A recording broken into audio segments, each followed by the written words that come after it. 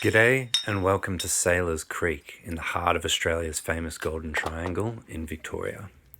Today I spent most of the day exploring and had a relaxing, very late lunch by the waterfalls called Sailors Falls. If you can't physically get there yourself, you can explore the stunning waterfalls and volcanic landscape in my latest reel on my Facebook page. That's Crumbs Prospecting on Facebook as well. My name is Stuart. I'm a bit of a hybrid country and city bloke who is obsessed with geology, science, nature and prospecting. I also love my food and music, and you might catch me playing guitar by any of the gold and gem-bearing creeks of mainly Victoria. If I'm not out hunting gold, I'm hunting gems. And today I'll be looking for both. But I've only given myself an hour before I head home as a test to see if I want to spend a few days working here, or maybe do some more focused day trips before I head back to Reedy Creek over the summer, as the creeks and rivers in this region do tend to dry up. I started by doing a few test pans, as you can see here, but I'm racing, and in the end I got a vague idea of where the gold was heading and decided I didn't have time to waste properly test panning today. Today wasn't that sort of expedition. I was mainly concerned with what gems and my sluice could pull out of the creek and whether the water flow was good enough. As you can see here, I found a few specks on my first test pan, and you can also see I found some nice little gems, but I had no idea how many I would end up with, and you will see the final results at the end, so stick around. It's absolutely amazing what I get. Here's a nice tiny little gem, so a very cool start.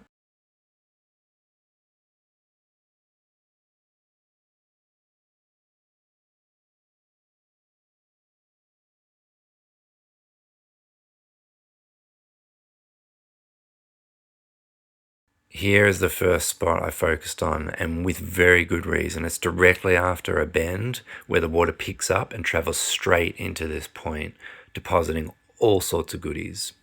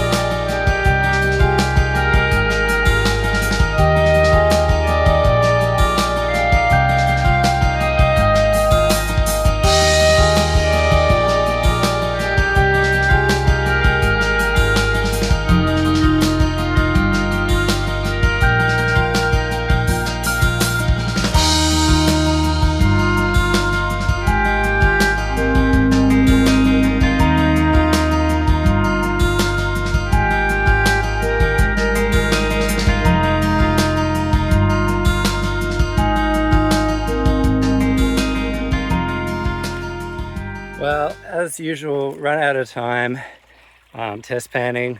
I found some average spots. I got a rough idea of where the gold's going, but no, I don't know where the pay layer is, let's be honest.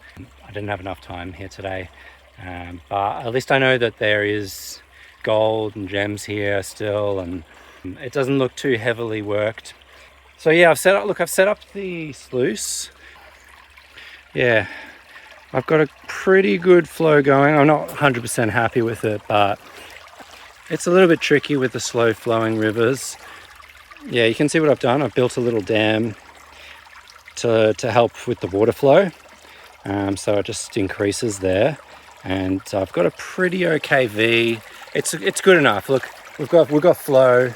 It's fast enough that I won't have to stuff around too much, and I can just work heaps of material blindly. And hopefully we'll end up with like a half result. For like an hour or two work, I think I'll be okay. Like I'll get something, at least a couple of specks. It's a beautiful spot just to hang out as well, so who cares if I don't get anything? Isn't that the mentality? That's the way to be, I think. Just a really nice spot. All right, back to it.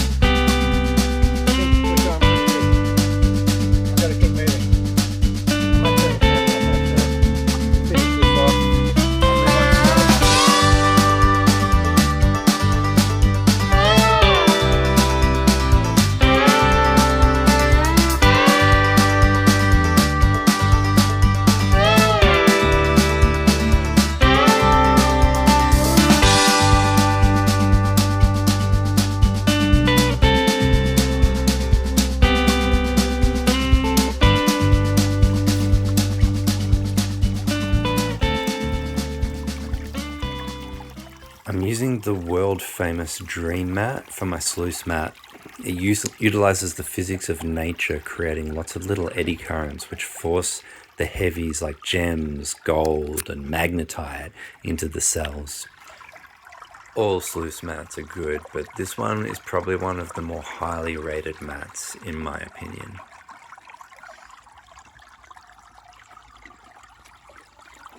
You can see it's just so full. Chock is full of all sorts of goodies, which you're about to see, and I think you will be as surprised as I was. After running 1.5 buckets, I had to call it a day as it was a bit of a drive home.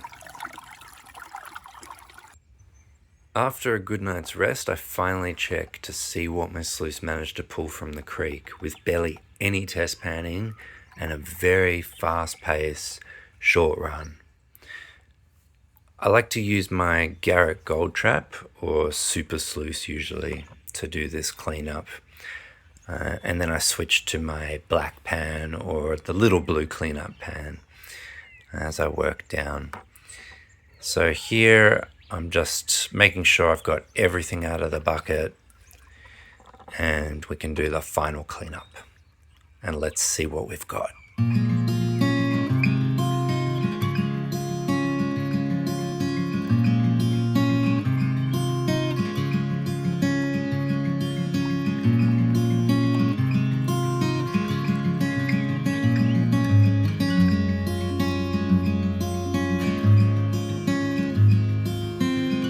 Littered with them, they're everywhere. There's a bigger one there.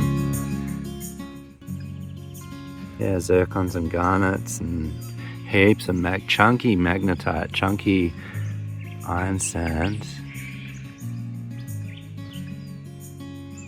Looks like topaz or zircon. I'm so fascinated by all these gems. That's really cool. Really cool, very beautiful. Alright, let's keep pulling them. Oh wow, what's that? That's bright. Really sparkly.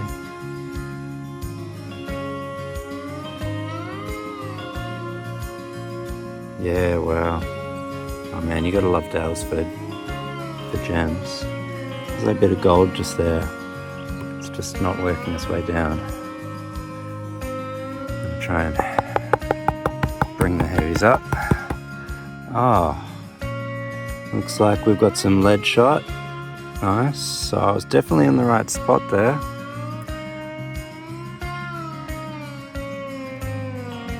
Some beautiful gems. Beautiful gems. Okay, this is going to be tough to work.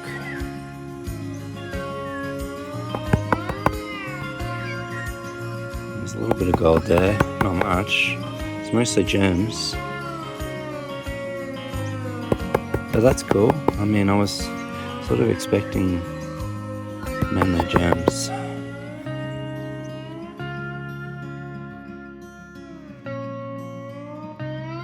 here's the end result. We've got some fairly coarse gold, which makes sense given the coarse black sand, magnetite. It was just so coarse. And here's the ultimate surprise.